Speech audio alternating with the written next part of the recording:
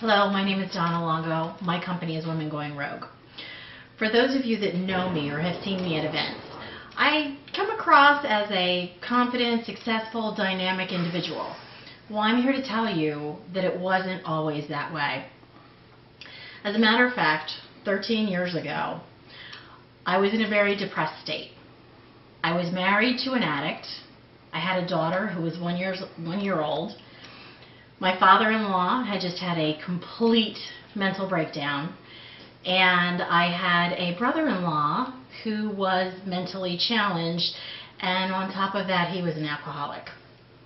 My son was a preteen, and I was overweight, rarely wore anything other than sweats, t-shirts, maybe, to go out for dinner, a flannel shirt, and I very rarely wore any makeup.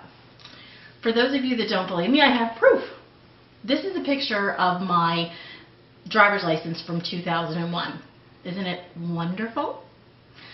I keep it in my desk drawer just in case I need a reminder of how far I've come. I was so low and in such emotional pain that I went out into the garage and I contemplated suicide.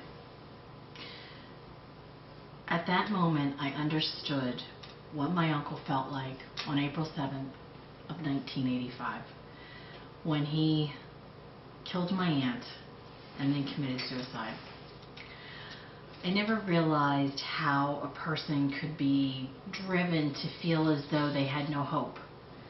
I remember watching my uncle go from a vibrant, funny, full of life man into a depressed, antisocial, lonely person.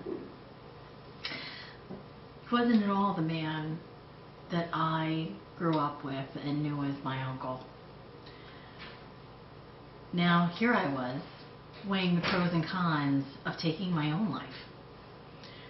It was history about to repeat itself. The pain in my heart was overwhelming. It was one of those cries that comes just from like the bowels of hell. You know the kind I'm talking about. They're just horrific.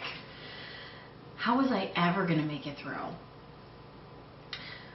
It all boiled down to my kids.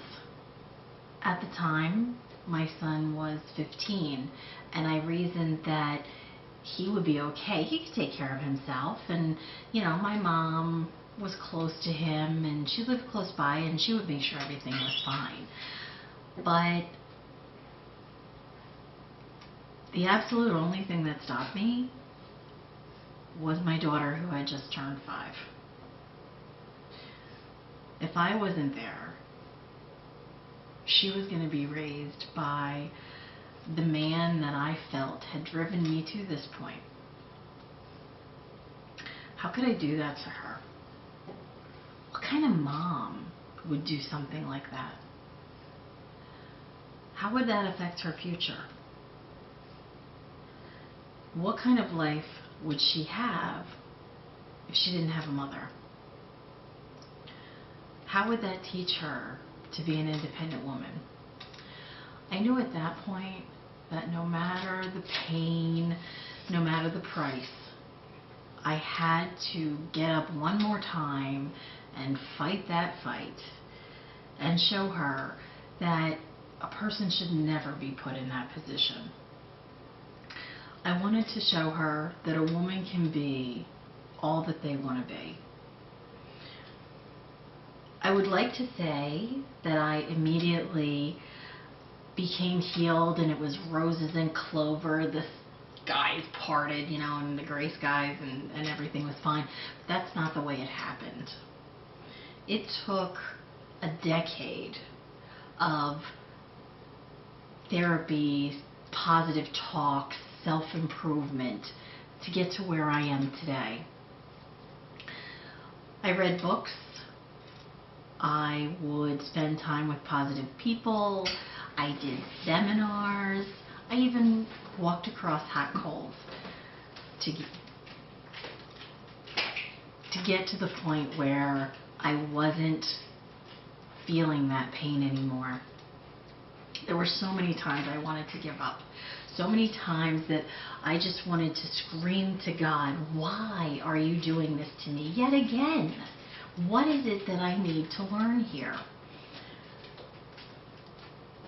And there were so many times that I felt like I have to be strong, and I can't show how I feel because I couldn't let anyone see that my life wasn't perfect. It surely should have been.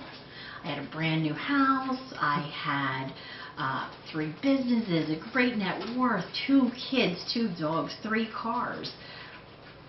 Life should have been great, but it wasn't. The house was in constant turmoil. I was constantly fighting with my husband. My son was doing terribly in school. My father-in-law was becoming more and more dependent on me for basic needs. I had a rental property that was hemorrhaging $1,500 to $1,800 a month. The stock market was tanking. And most days I felt like I was fighting a battle and I wasn't winning. I didn't feel like I was making any progress. I look back at that time now and I realize that the only reason my progress took so long was because I needed to build a huge foundation in order to live my purpose. When you build a house or a structure, you need to have the foundation be able to support what's going to be built upon it. I know that my purpose is to assist others through their struggles, whether it's just to say a kind word when I'm at an event, or if it's to actually help the person get through the struggles. That's what Women Going Rogue will do. Through networking events, seminars, and girls' nights out, women get the opportunity to share with others their goals, concerns, needs, and successes without the fear of being judged, or even worse, ignored. Too many times I see women being overly critical of each other. It's as though we're our own worst enemies, not sisters fighting the same battles.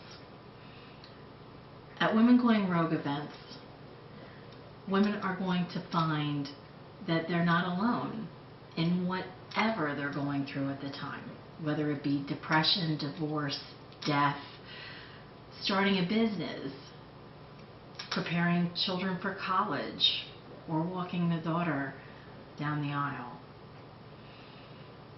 Someone else has walked that path before them, and they're willing to lend that hand and help them go down that road together. It wasn't until I finally reached out to others, especially women, that I was able to make that catapult to where I stand today. And now it's my turn to pay it forward. Had it not been for wonderful women like Summer Keene and Kate El Fatah, I wouldn't be able to do this. I wouldn't be able to be a confident, successful, dynamic personality that I am today. If you want to be more than you are right now, reach out. Let us help you get to where you want to be. I hope sharing my story has helped you to understand that you might feel alone right now, but you're not alone. There are lots of us out there that have gone through what you're going through now, and we're here to help you. I look forward to meeting you at one of the networking events, seminars, or girls' nights out. Until then, I'm Donna Longo of Women Going Rogue. Safe journeys. Thank you for your time.